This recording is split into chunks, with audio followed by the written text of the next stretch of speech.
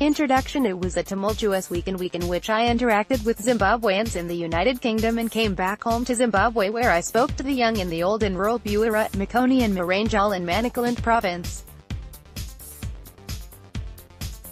From London to Zimbabwe, I interacted with fellow Zimbabweans, all brimming with hope and optimism for the country they so much love.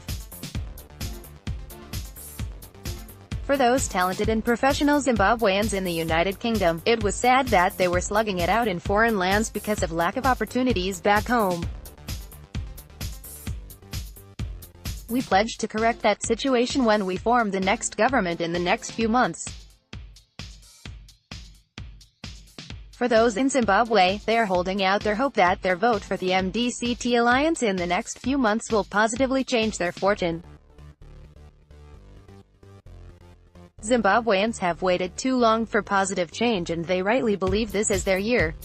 We will not fail them. A heartening spirit in London. I was in London for the better part of last week, where I addressed think tanks, met with ordinary Zimbabweans and interacted with the government and the Parliament of the United Kingdom. I also had the opportunity with investors and business people.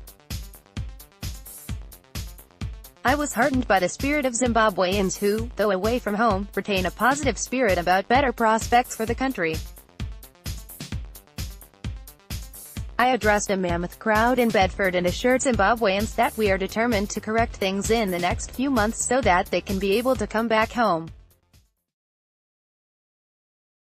We told the proper script to the UK government about where we are as a country and that they should join the rest of the international country in calling for a free, fair and credible election so that a legitimate government can begin to transact the affairs of the country.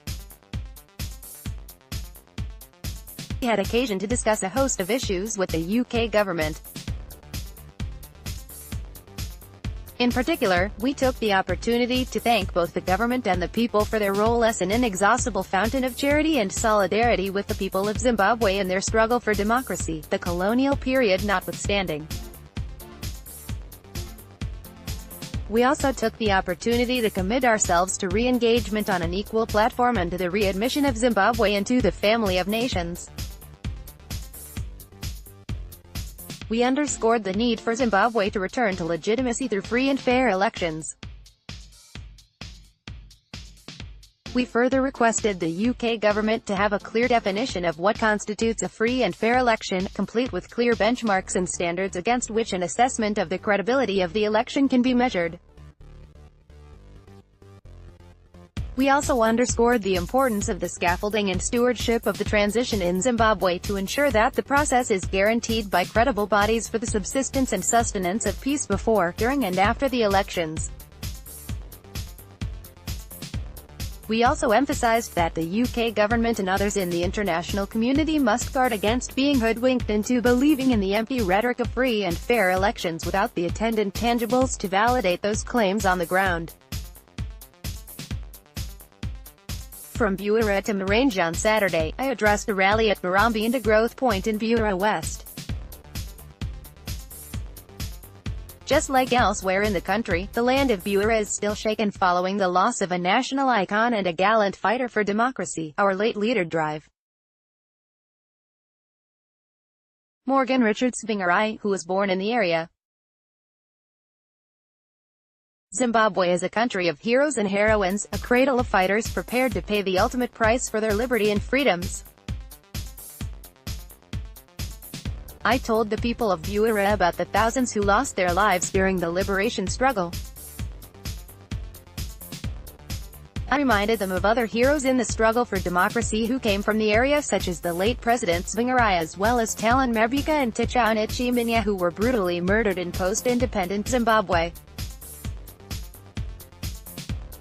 The weather-beaten people of Buhera for better prospects in the country, just as the people at Rukwiza Business Center in Makoni South, where I addressed another huge crowd on Saturday afternoon. On Sunday, I had the occasion to address the despondent people of Marange, this rich land of alluvial diamonds that was ravaged by a corrupt and avaricious government that spirited away billions of dollars, leaving a hopeless and forlorn people with nothing to show for the wealth that God gave them. Manicaland depicts a sad national story. This is the site of the once famous Kondozi, the land known for its rich Tonganda fields and the rich diamond pickings that are all a heartrending story of the past. We need to bring back the glory days of Manicaland, days where the entirety of Zimbabwe was a land of grandeur and splendor. In this rich land where diamonds were spirited away is a derelict infirmary called St. Andrew's Hospital. Given this richness of the land, one would have expected to see a well-equipped modern hospital, but alas, all we saw was a struggling health institution with no staff and no drugs in this supposedly rich land of plenty. I had the opportunity to hold prayers with some of the infirmary's patients and staff after hearing horrendous stories about the challenges that the hospital faces. The challenges include accommodation challenges, poor remuneration of staff, lack of drugs and other ancillaries, as well as dilapidated infrastructure. I also took the opportunity of my presence in the area to interact with community leaders in the area.